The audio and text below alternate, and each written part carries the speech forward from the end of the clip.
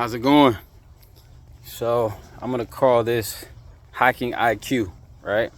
So basically on these walks, I just finished 10 hills to get myself in the mental space to really be able to do this.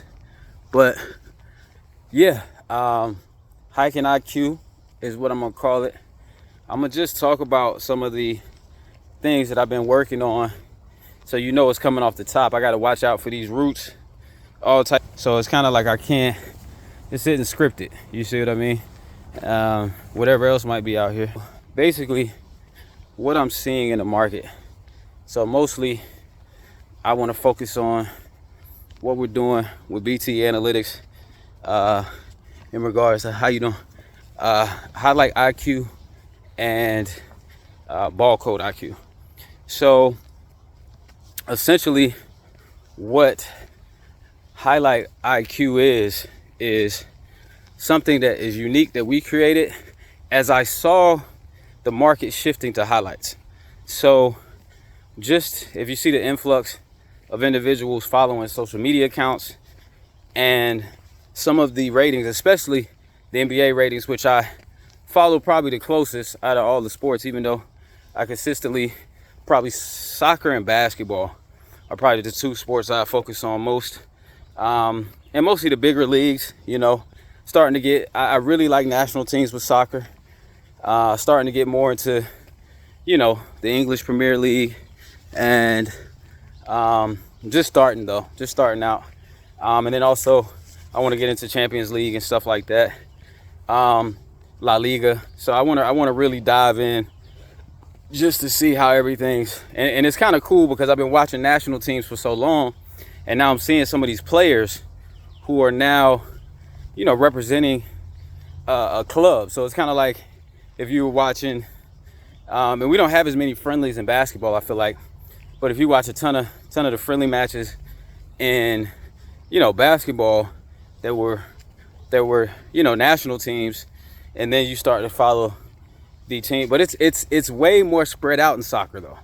That's the one thing I noticed, is that the talent is a lot more spread out, to where basketball, all the talent really consists in, Nigeria, Canada, US, some of the bigger countries that have, prominent athletes kind of coming out of those countries are kind of the best ones. And I guess you could say that in soccer too. Your Argentina, your Brazils, your England, France, Germany. But I think as you can see, I named 5 off the top of the head. You know what I mean? And I could probably keep going. I saw Turkey just beat US last night. So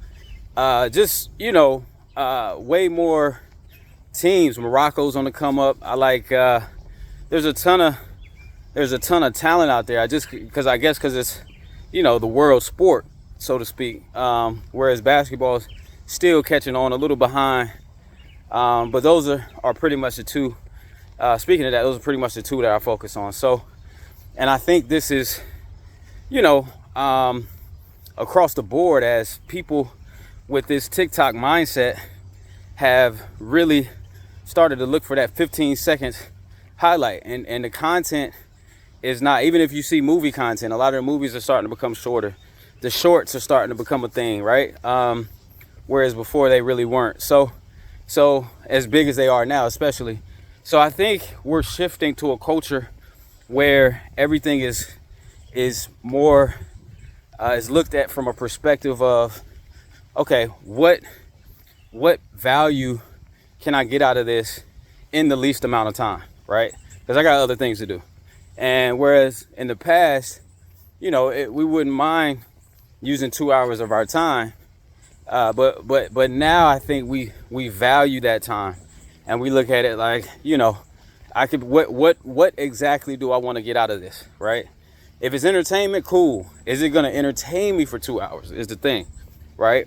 And I think the dopamine hits from Instagram has made that really hard, because you got so many different things kind of happening all at once on your feed. So you got, a baby crying, you got someone talking about war or going to war or a drone strike.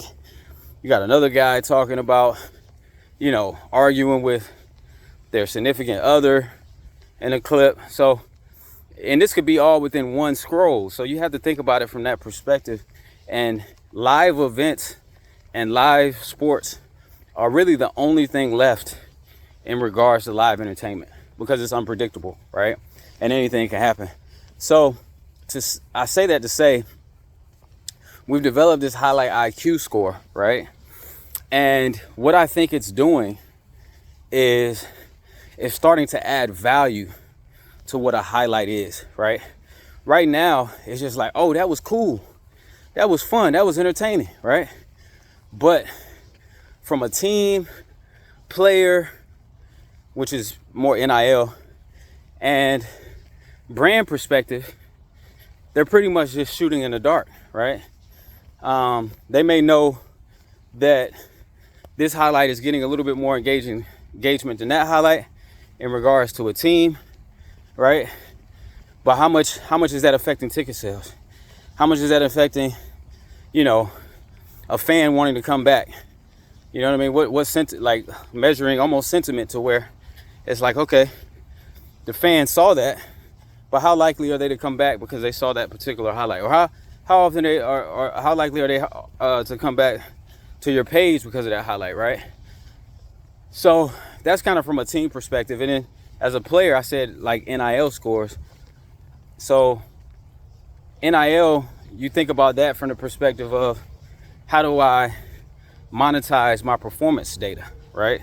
How do I make money off of my skill set? Instead of it just being a brand and a popularity contest, how do I really, you know, make money as a high school and college athlete, really all the way up to pros, being able to say, look, this is what I do best, right? And this is what I do most.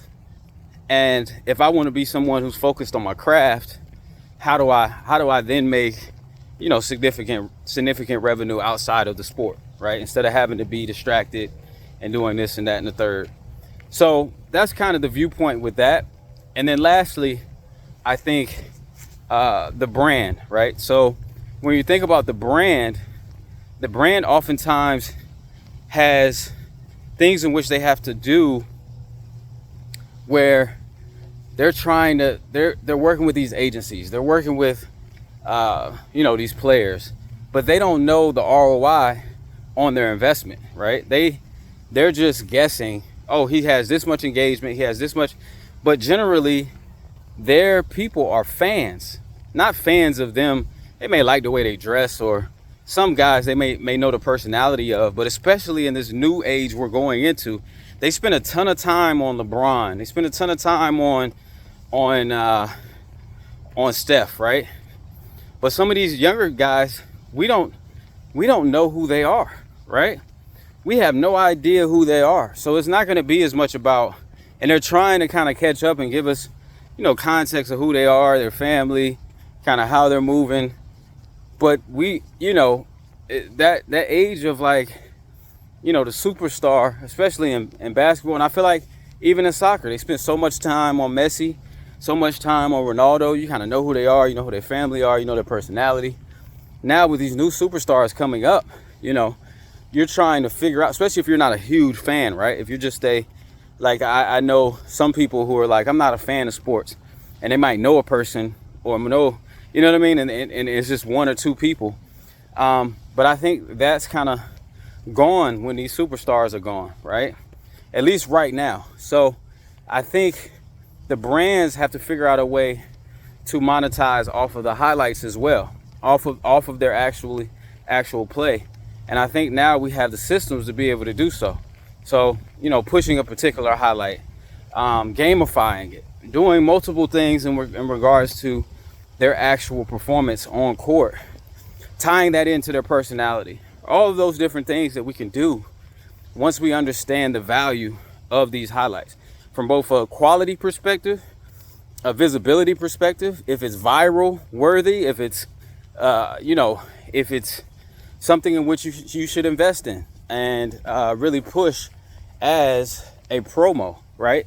So all of those things kind of come into factor as we've created these highlight IQ scores. So if you get a chance, you should go over to the BT Analytics pages. Is BTE.analytics. I think it might be _analytics some places, but you can find it if you type that in. BTE stands for Beat the Expert.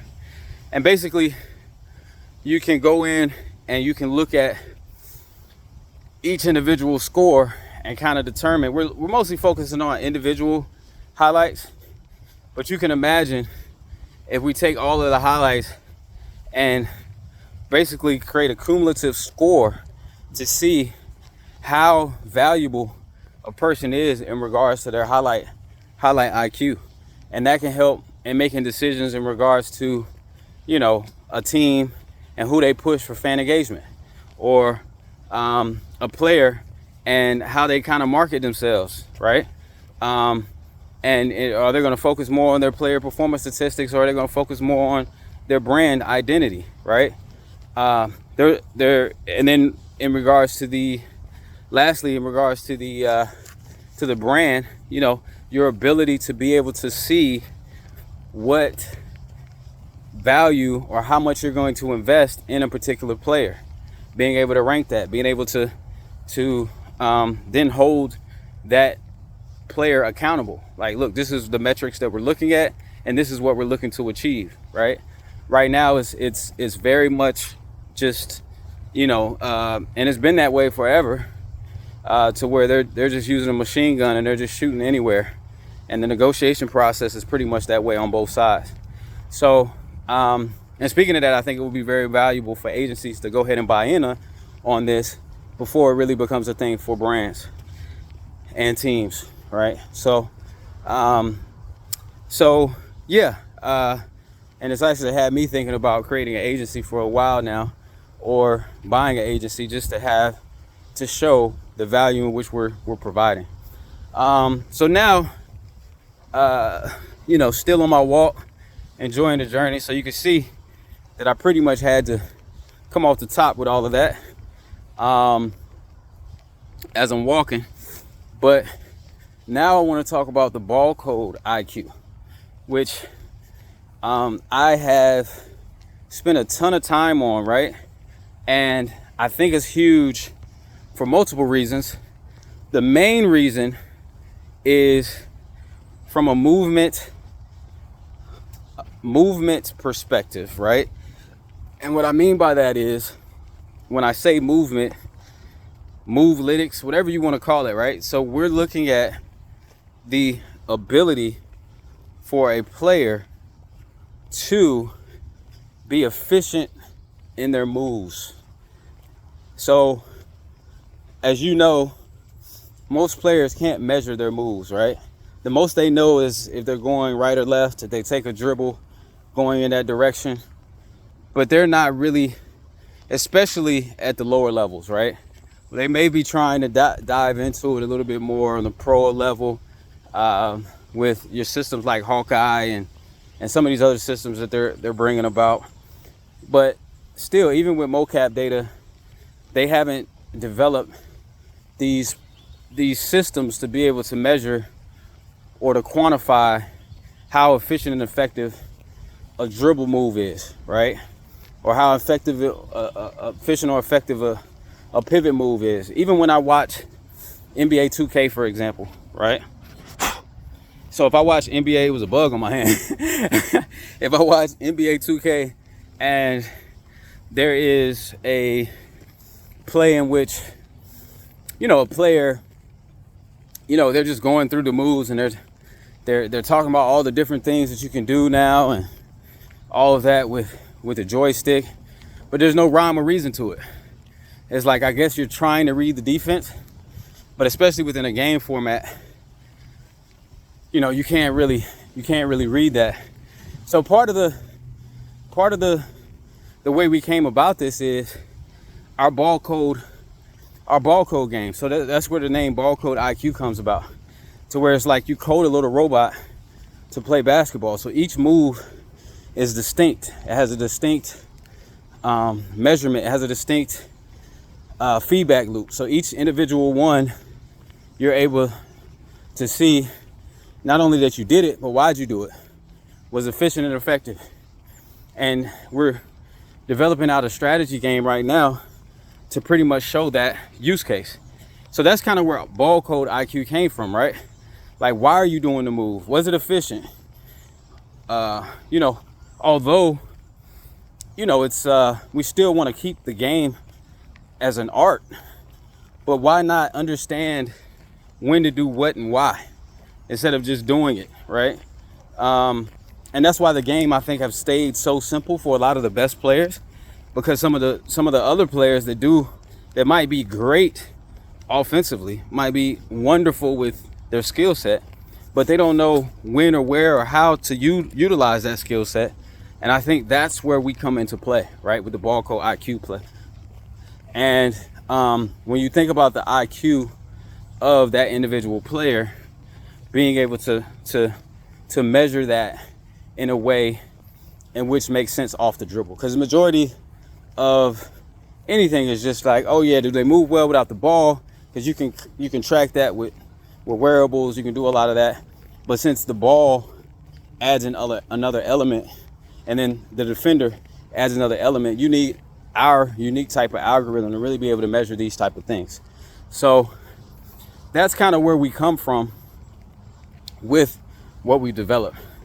So where are we with it, and what are we doing with it now? So right now we're onboarding clients. So if you get a chance and you're interested in this type of thing, whether you're a brand, whether you're a team, whether you're a player, whether you're an agency, you can go on, you can contact me directly through you know, our website, as you probably got here, our YouTube, or you could just email me at sportstechwest1@gmail.com, right? sportstechwest1@gmail.com.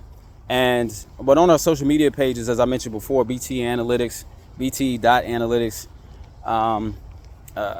you can gather some of that information. And then if you're a school, organization, or even trainer that wants to use the Ballcode game, you can use it. It's more for kids because it's educational, both educational from the sense of learning about robotics, learning about where we talk about STEM, learning about you know, analytics, of course, learning about coding. So how do you code a game? So all of those things kind of tied into one platform, including the terminology and the thought process within being able to you know, really figure out the efficiency, effectiveness of each move within a game. That's where you can go over the ball code. So and then as I mentioned, BT Analytics, you're more so focused on the analytics only, and you can get, you know, your movement, your move analysis from that page, and also if you want to get individual player or team BallcodeIQ and HighlightIQ scores, you can go over there and do that there. So yeah, I think that pretty much wraps up everything in regards to the BallcodeIQ score and the HighlightIQ score. This is going to be amazing. It's going to be a journey for sure, because we have to educate people on kind of what it is we're doing, because all of the systems are new. Everything we created, from the metrics to the values to the scores, are systems that we've had in the works for a while now. And a lot of people, it might be, you know, a lot for some people, but now we feel as if it's an advanced metric, an advanced analytic, and we could do it from, you know, elementary age measuring all the way up to pro level measuring, depending on how intricate you want or how detailed you want the analysis to be. So that's what's super interesting about our IQ scores. And that's why I also calling this HikingIQ, right? Because I don't know if there's a correct way to do hiking, but I think it's a useful way to do it while creating content. So I'm gonna leave it at that. And I really enjoyed the conversation. And until next time, peace. We're gonna make sure that we're the one to go to when it comes to sports, technology, and insights. So HikingIQ signing out, baby.